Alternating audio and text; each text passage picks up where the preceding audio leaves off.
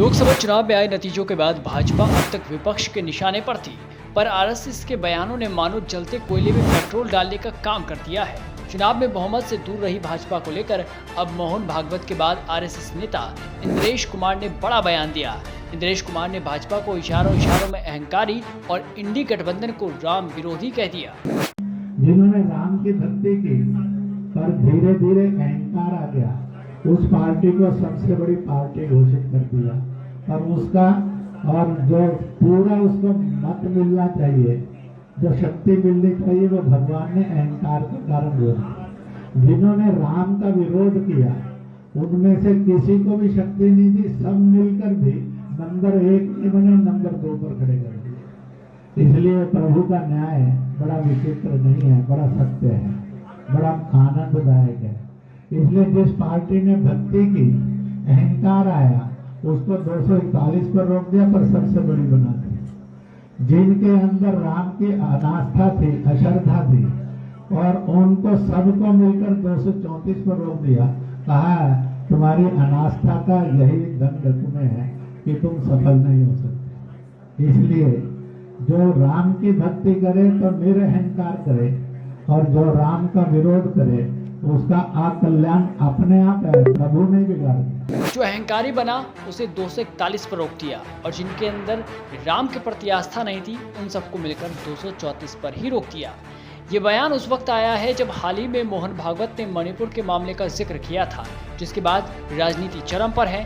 कांग्रेस और आप ने इस मुद्दे पर क्या कहा है, इससे पहले आप ये सुन लीजिए कि आरएसएस प्रमुख भागवत ने क्या कहा था। अब 1 साल से मणिपुर शांति की राह देख रहा है, उसके पहले 10 साल शांत रहा।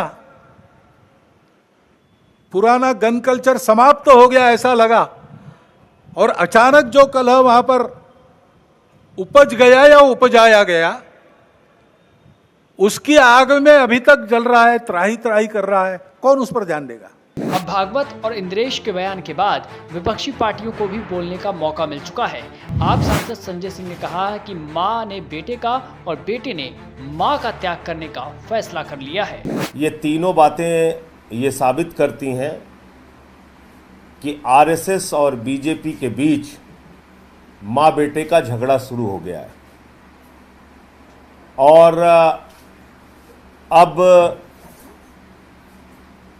बेटे ने अपनी मां का त्याग करने का अभियान शुरू कर दिया है, और मां ने बेटे को सबक सिखाने का अभियान शुरू कर दिया है। और इसकी शुरुआत होती है जेपी नड्डा जी के बयान से। जेपी नड्डा साहब कहते हैं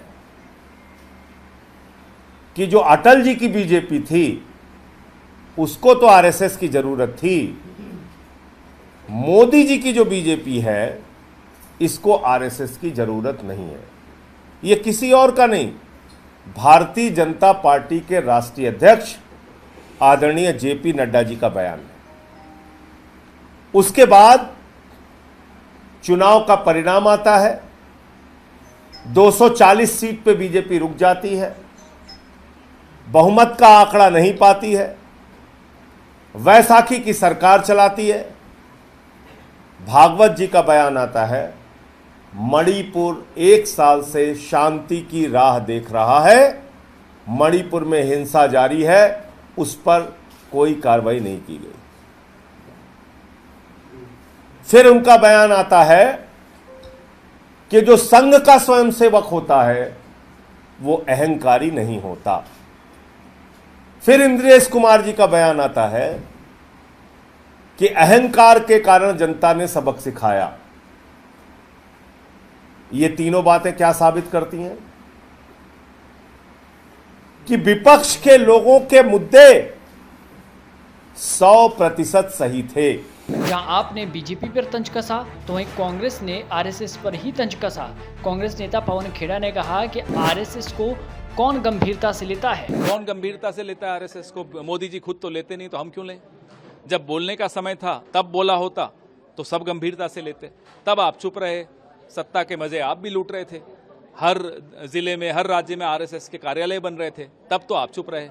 अब जब लग रहा है कि चिड़िया चुग गई खेत, तो बोलने आ गए। कौन सुन रहा है? पहले मोदी जी सुन ले उनको, फिर हम सुन लेंगे। विपक्ष अब मजबूत स्थिति में है। बता दें कि इससे पहले कांग्रेस की ओर से प्रेस कॉन्फ्रेंस करते हुए पवन खेड़ा ने ही कहा था कि अहंकार आज दिख रहा है, ये बीज तो आपने बोए थे, बबूल का बीज बोकर कैसे उम्मीद करते हैं कि आम का फल मिलेगा। मोहन भागवत मणिपुर पर कब बोले?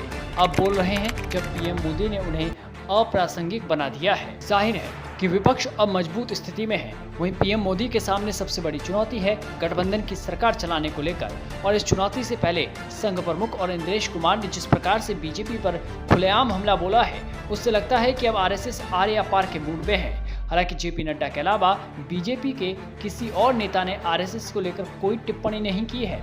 मोहन भागवत और इंद्रेश कुमार के बयान पर भी बीजेपी द्वारा कोई प्रतिक्रिया सामने नहीं आई। पर सवाल ये कि नाराजगी किससे है, मोदी की लोकप्रियता से या फिर बीजेपी से? ऐसा माना जा रहा है कि नड्डा के बयान के बाद स्वयंसेवक संघ के कार्यकर्ता नाराज हुए थे, जिसके कारण भाजपा को सबसे ज्यादा टेंट पड़ा। तो अब देखना होगा कि भाजपा बैकफुट पर आती है या फिर सबसे बड़ी चुनावी पार्टी का दम भरते हुए आरएसएस से बिल्कुल ही किनारे कर लेती है। पॉलिटिकल पंचायत।